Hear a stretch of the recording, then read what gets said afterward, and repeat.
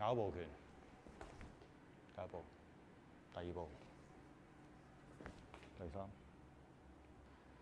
十字腿，黑虎偷心，我就順勢黑虎偷心入，呢個夠咗。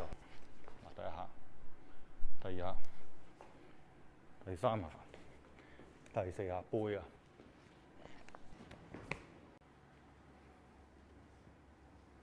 轉，唔係咁樣，唔係穿呢個，然後嗰邊有一個。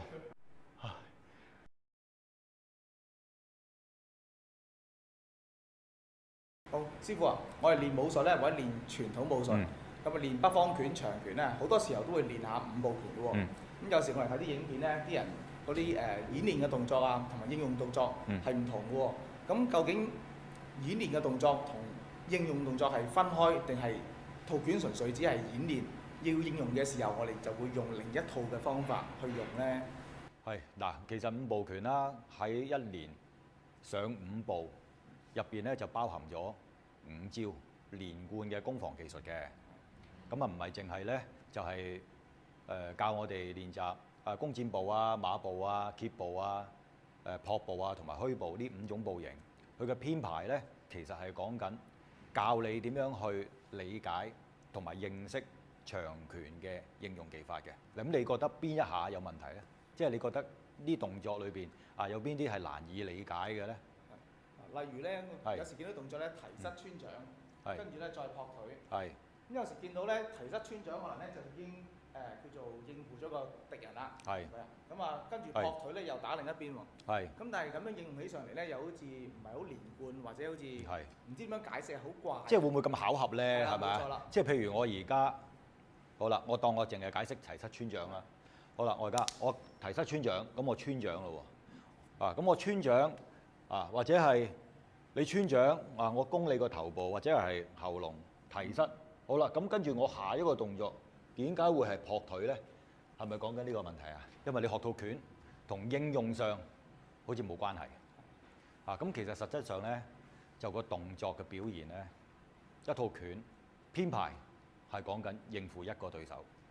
咁你要理解個套拳嘅應用咧，就首先係要由開始一路睇落去，就好似你解文章咁樣，要睇通前文後理。咁每一個字咧擺落去唔同嘅位置都有唔同嘅解釋嘅。即係譬如一個提膝穿掌，好啦，如果我好簡單，我撳，咁我係咪可以就咁提膝穿掌？可以嘅。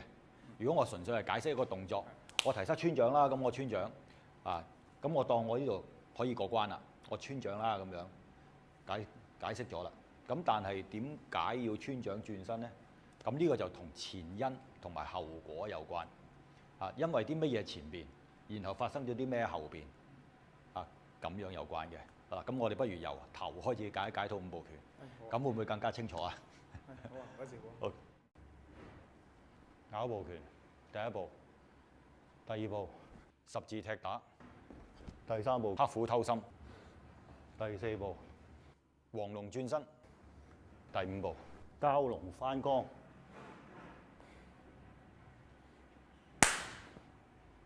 第一個出步，我哋呢個叫做拗，呢個叫做拗。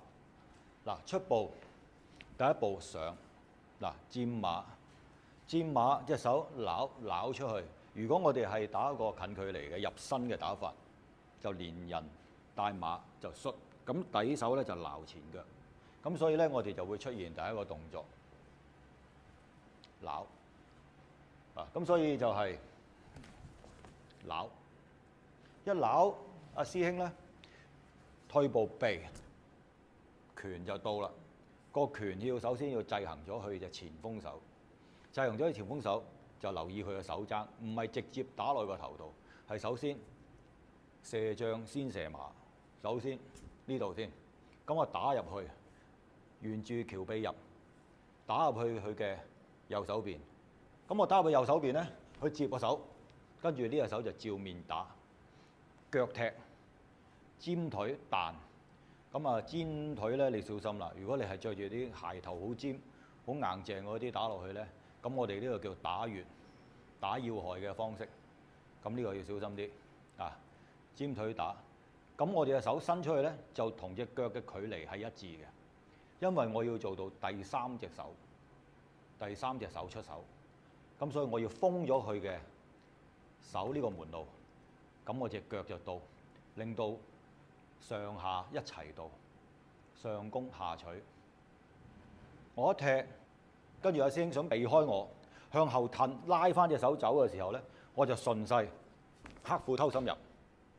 嗱，呢個克褲偷心要小心啦，因為其實如果攞咧，就係直取中心兩臂嘅位置，順勢入中心兩臂。咁你要小心咯喎，呢個位置啊，呢個位置會致命嘅，咁唔好打，咁啊留心。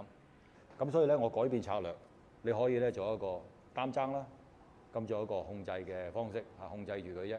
咁一擔，咁同時咧，你呢個位置可以頂爭。好啦。一擔佢隻手，咁如果佢隻手你一擔佢一沉個力大嘅時候一拉咧，咁一墜咁我跟住我爭就沿住落。左手其實個衝拳咧係拖開隻手嘅，即係話當我一頂佢一沉，拖開隻手，然後頂爭坐馬個團打個膝坐就係咁樣啦。個爭打咧就小心啊，肋同埋心臟呢啲位置啊咁樣。咁所以呢個動作咧個揭步，呢個動作個用意喺呢度，用意就帶開佢嘅啫。佢一沉，你順住個勢攞，撥開佢，帶開一拉，坐嗱個團打呢個位坐啊咁樣，咬嗰拳10字踢打，克褲偷心嗱，跟住轉一轉身一擔雙打，跟住咧你一沉。跟住我一坐咧，嗱呢個失落，跟住個團打、爭打、團打爭打，好啦，跟住你一推我手，跟住我翻嚟咯。如果你唔走嘅嗱，呢度失你，唔走到嘅呢度失你。咁如果當我一落一拉打爭嘅時候，你一推，跟住你一走咧，我攝馬呢度落。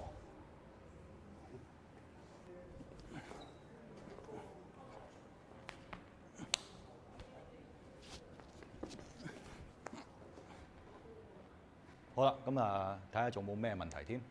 師傅啊，咁頭先睇完嗰個示範之後咧，咁啊提膝穿掌呢個動作，係即係一個過渡動作，就唔係一個叫做要應用打右邊嘅敵人，係冇錯，駁腿打左邊敵人嗰個。冇錯啦，冇錯。其實嗰個係一個過渡動作。係。咁只不過好多時候喺寫拳譜嘅時候咧，就會寫埋嗰個動作出嚟，提膝穿掌啦。咁俾你哋學嘅時候咧，唔好漏咗呢一個過渡嘅動作。其實佢係一個過渡嘅動作嚟嘅啫。咁成個動作咧，個招式咧，就係我哋講一招裏邊有幾多個式子，係啦。咁呢個動作裏邊係其中一個式子，然後咧再落撲腿穿掌，咁啊下一個式子，再做上嚟弓步，然後咧就虛步挑掌。好啦，就完成咗整個招式啦。咁所以呢度係一招嚟嘅。咁即係話，如果我哋演練嘅時候咧，就唔需要呢度擺個硬照，係啦，再落嘅，係啦，應該係一氣呵成。係啦，冇錯啦。即係話，如當你理解咗呢個動作嘅時候咧，你就唔會喺呢度咧好用力咁去穿，因為其實呢個動作實質上就唔係要做一個攻擊嘅動作，只不過係做咗化勁順勢卸力嘅動作。即係話，當我一爭打你呢度，嗱你冇手喺度，我就呢下就照面，我唔一定要穿掌嘅，係咪啊？呢個就係我頭先一爭打，係咪？今次我打你，你係咪會護住個心啊？係咪要護心啊？係咪？咁所以你一護心嘅時候，一推住我係咪想走啊？咁你一推我，咁我手咪向呢度順咗勢，我唔會同你抗力啊嘛。咁你越推得我大力嘅，咁我咪越走得遠咯。我順住你啫，係咪？咁呢邊你喺度嘅，我咪咁摔你咯，係咪啊？咁呢個係令到你個人冇咗重心，摔你落地嘅方式嚟嘅，係貼住個人嚟打。好啦，咁啊就係咁樣啦。而家清楚好多咯。係清楚啦，師傅。咁啊，即係練拳咧，好似寫文章咁，起承轉合都要睇清楚咧，先至能夠了解佢真正嘅意思。係啊，我哋要知道嗰啲功夫其實係咩嚟嘅咧？咁首先我哋要理解佢嘅編排個佈局，到底點解會設計成咁樣？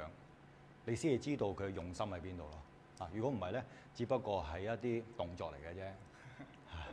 咁就最重要，如果你想知道嗰啲功夫係點樣嘅，就係你要明白佢嘅文章係講啲咩啦。冇錯，唔該師傅。好。